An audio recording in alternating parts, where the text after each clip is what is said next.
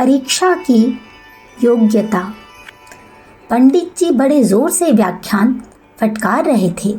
कह रहे थे कि देखो भाइयों, धर्म की गति बड़ी सूक्ष्म है, शास्त्रों का मर्म अगाध है, गुरुओं के ज्ञान की कोई सीमा नहीं, श्रद्धा से ही पार पाया जा सकता है, इसलिए श्रद्धा से काम लो। आजकल के लोगों की बुद्धि ही कितनी है जो हम गुरुओं की, शास्त्रों की परीक्षा करने की गुस्ताखी करें।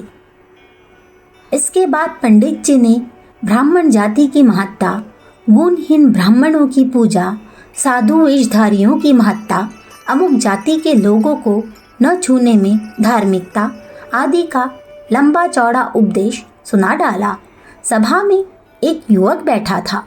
उसने बहस करना शुरू कर दिया और बहस में युवक की बातों का उत्तर पंडित जी से न बना।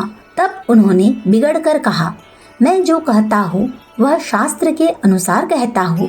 क्या शास्त्र पर तुम विश्वास नहीं करते? शास्त्र की जो बातें सच्ची या हितकारी मालूम होती है उन पर विश्वास करता हूँ, जो ठीक नहीं मालूम होती उन पर कैसे विश्वास करूँ?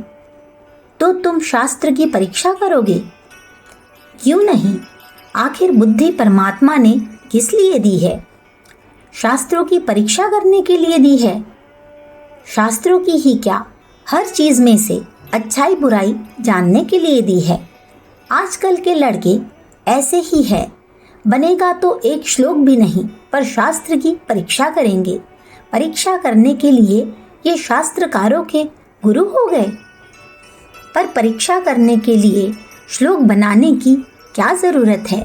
युवक को सेठ धनपत राय जी ने इशारे से दबा दिया। युवक का नाम ज्ञानदास था। वह धनपत राय का बेटा था। धनपत राय ने ही यह उत्सव करवाया था जिसमें पंडित जी का प्रवचन हो रहा था। ज्ञानदास के चुप रहते ही पंडित जी ने जरा जोर से कहा, देखिए, परीक्षक बनने के लिए हमें परीक्षा से बड़ा होना चाहिए। अध्यापक विद्यार्थी की परीक्षा ले सकता है। जो जिस विषय में अधिक योग्य नहीं वह उस विषय की परीक्षा कैसे ले सकता है? क्या इसमें संदेह है कि हमारी बुद्धि प्राचीन ऋषि महर्षियों की अपेक्षा बहुत तुच्छ है? तब हम उनकी या उनकी रचनाओं की परीक्षा कैसे कर सकते हैं? सब ने कहा, सत्यवचन महाराज। पंडित जी ने विजय मुद्रा से चारों तरफ देखा। रात में ठाकुर जी की आरती के बाद भजन होने वाले थे। इसके लिए बाहर से अच्छे अच्छे गवैये बुलाए गए थे और गायन कला में जो जितना चतुर समझा जाएगा उसे वैसे ही पारितोषिक मिलेगा, यह भी तय हुआ था। गवैये का निर्णय जनता पर सौंपा गया था और उसमें पंडित जी मुख्य समझे गए, इसलिए गवैये का निर्णय पंडित जी के हाथ में आ गया। भजनों के बाद पंडित जी ने नंबरवार गवैयों के नाम सुना दिए।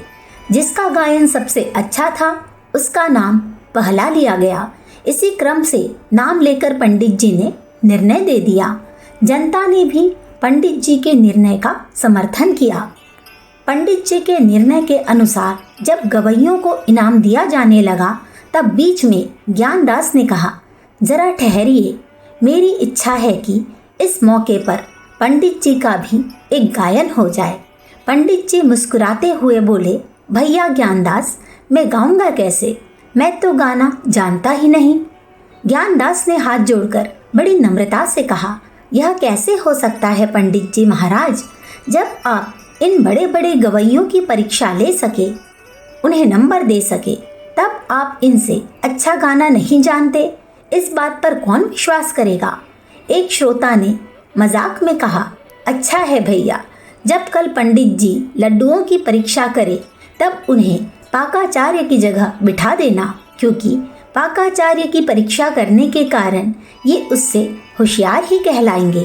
पंडित जी को यह उत्तर बहुत अच्छा लगा। उनने मुस्कुराते हुए कहा, बहुत ठीक कहा भाई आपने।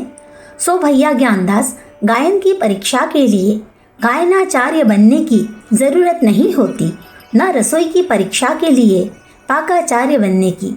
फलाफल या अच्छे बुरे का संवेदन इनकी परीक्षा करा देता है।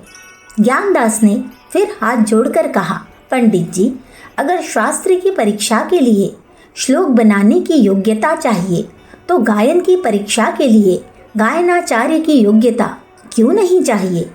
आपने ही तो कहा था कि परीक्षक बनने के लिए हमें परीक्षय से बड़ा होना चाहिए। आपका कौन सा सिद्धांत ठीक माना जाए? क्या फलाफल से अर्थात समाज के हित अहित से शास्त्र की परीक्षा नहीं की जा सकती? पंडित जी का मुंह लटक गया। चारों तरफ से हंसी के फुहारे छूटने लगे। अखंड ज्योति, जून सन 1945, पृष्ठ संख्या 16-17। हमारे YouTube चैनल विचार क्रांति दूत अखंड ज्योति पत्रिका को सब्सक्राइब करें एवं अगली वीडियोस प्राप्त करने के लिए बेल आइकन दबाएं। धन्यवाद।